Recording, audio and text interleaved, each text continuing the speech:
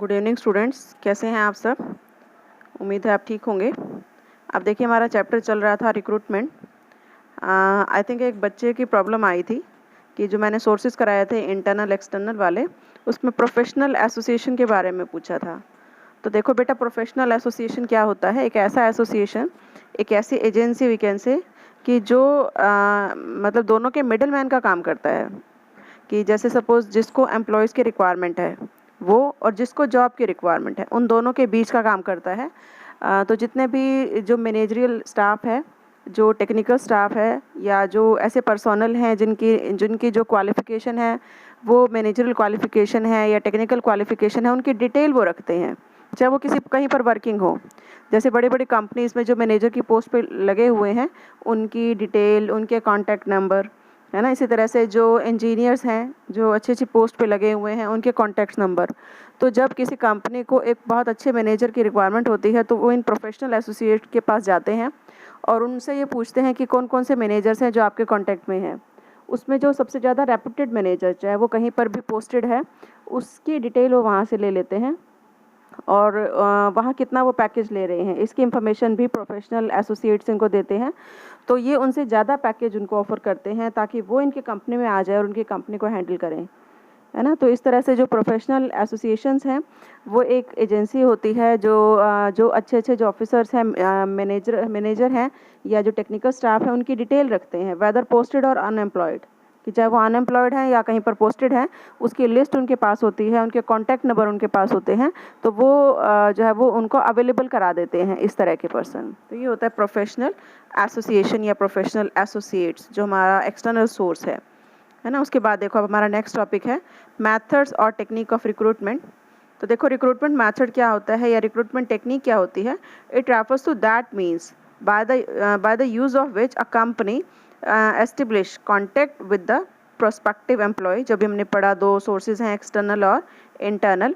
तो मेथड भी वही है कि जो हमारे को ये बताता है कि हमें अगर एम्प्लॉय चाहिए तो वो कहाँ से मिलेगा, उसको उसके साथ हम कैसे कॉन्टैक्ट एस्टेब्लिश कर सकते हैं। अब ये जो मेथड हैं, ये 3 मेथड हैं, सोर्सेज में हम पढ़ चुके हैं।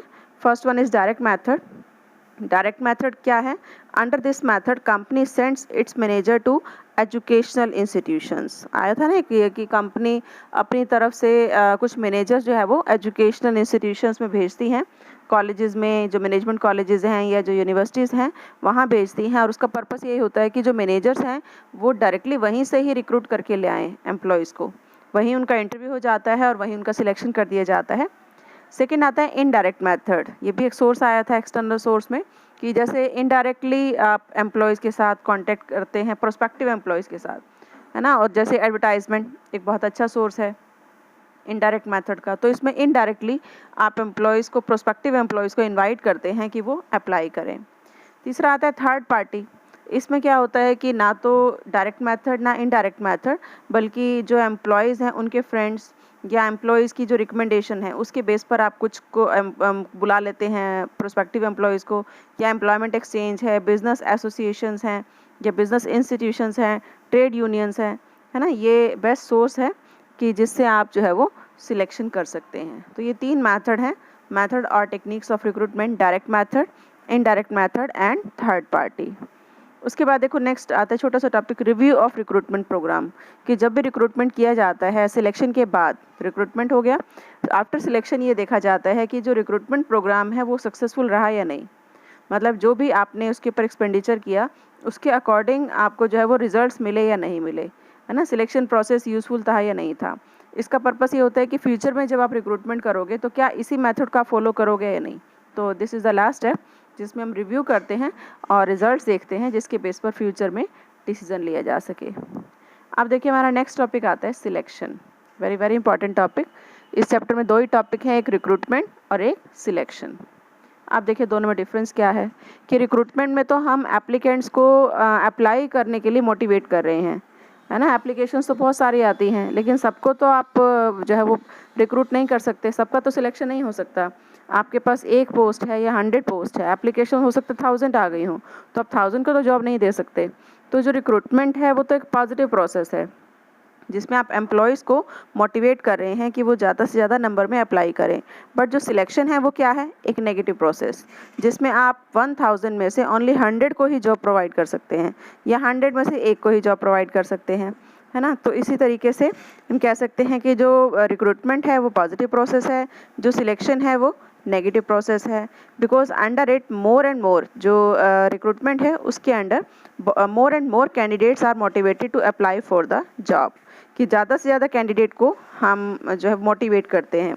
बट सिलेक्शन नेगेटिव प्रोसेस क्यों है? Because it aims at weeding out the applicants in such a manner that capable ones are selected only. तो इसमें सिर्फ उन्हीं कैंडिडेट्स को मतलब छटनी की जाती है कैंडिडेट्स की, और सिर्फ जो कैपेबल कैंडिडेट्स हैं उनको ही जॉब के लिए सिलेक्ट किया जाता है। तो आई थिंक मीनिंग क्लियर हो गया होगा कि सिलेक्शन एक ऐसी प्रोसेस है जिसमें suitable applicants are provided employment, उनको एम्प्लॉयमेंट प्रोवाइड किया जाता है, और जो अनसूटेबल होते हैं उनको रिजेक्ट कर दिया जाता है ना। तो ये है आप इसका मीनिंग। इसके बाद देखो एक चार्ट दिया हुआ है सिलेक्शन प्रोसेस का, ये हम 1 बाय 1 पढ़ेंगे कि सबसे पहले क्या किया जाता है। ये पूरी सिलेक्शन प्रोसेस है। तो देखिए सिलेक्शन प्रोसेस में क्या किया जाता है। सबसे पहला है रिसिप्ट ऑफ एप्लीकेशन, कि जो वैकेंट पोस्ट हैं, जैसे अभी हमने रिक्रूटमेंट में किया कि रिक्रूटमेंट में हम मोटिवेट करते हैं एम्प्लॉयज़ को, है ना, कि वो ज़्यादा से ज़्यादा अप्लाई करें। तो ये एप्लीकेशंस रिसीव करता है डिपार्टमेंट, जो पर्सनल डिपार्टमेंट है वो एप्लीकेशंस को रिसीव करता है, और रिसीव करने के साथ साथ फिर उनकी छटनी भी करता है इसी स्टेज पर। This is the first stage. तो जो एप्लीकेंट आपकी रिक्वायरमेंट को पूरा नहीं करते, आप एप्लीकेशंस देखकर ही जो उनकी रिक्विजिट क्वालिफिकेशन है आप उसको चेक कर सकते हैं। तो इसके बेस पर आप उनकी छटनी कर सकते हैं, उनको शॉर्ट लिस्ट कर सकते हैं।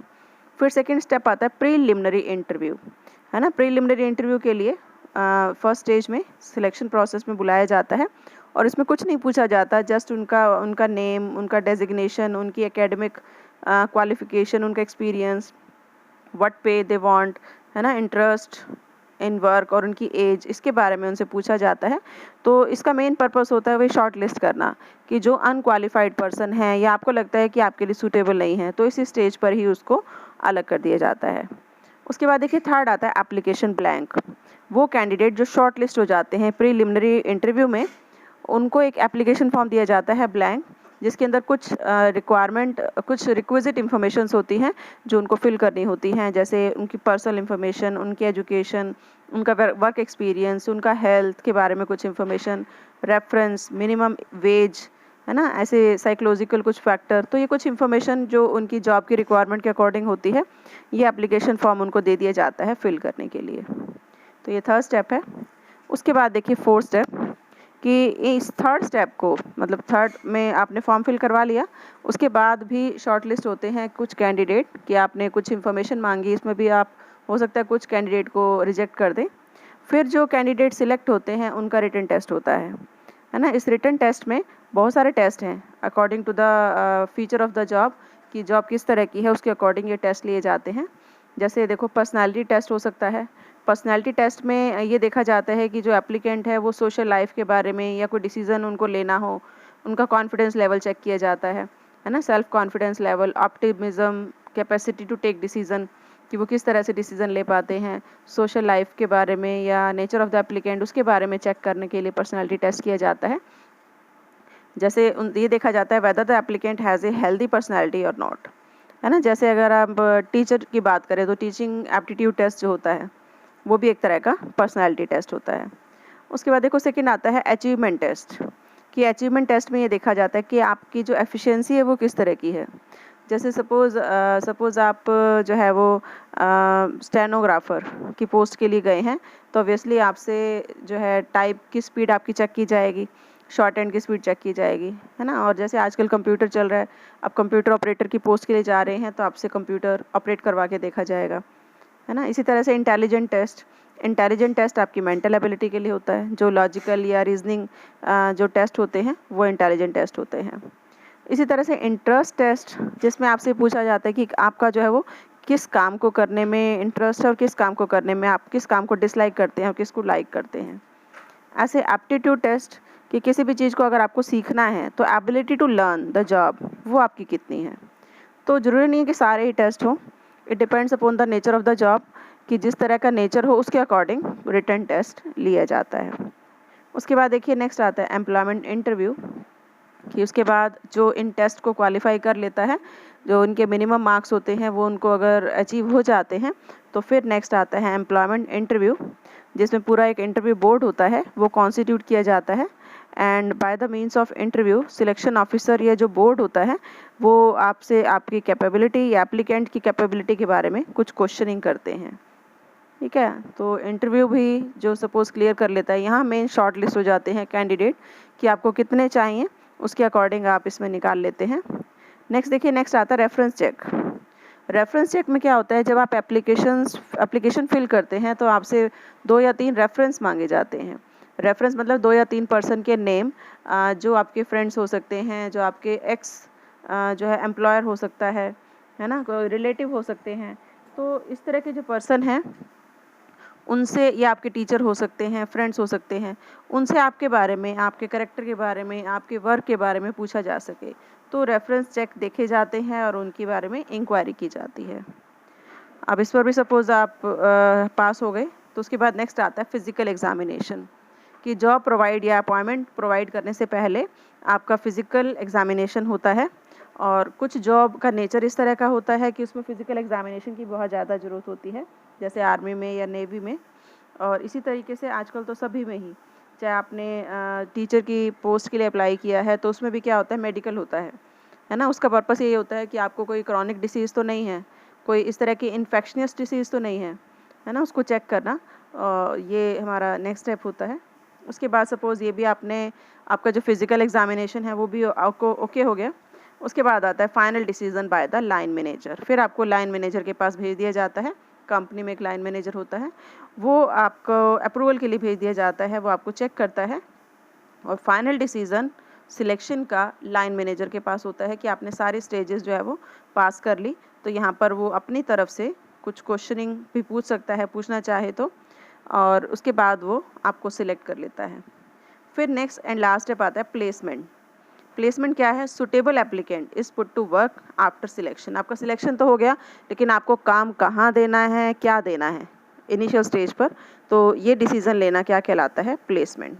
तो placement of right man eight right job implies low rate of labour turnover, किससे लेबर टर्नओवर भी कम होती है, एब्सेंटिज्म भी कम होता है, और एक्सीडेंट के रेट भी कम होते हैं, क्योंकि जो पर्सन है उसकी नॉलेज इतनी है, उसके पास इतना एक्सपीरियंस है, उसके अकॉर्डिंग उसको प्लेसमेंट प्रोवाइड की जाती है।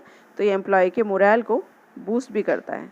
तो प्लेसमेंट मतलब सही पर्सन को सही जॉब सही जगह पर सही टाइम पर दी जानी चाहिए। और इसके साथ आपका ये चैप्टर हो गया है, चैप्टर 2 कंप्लीट।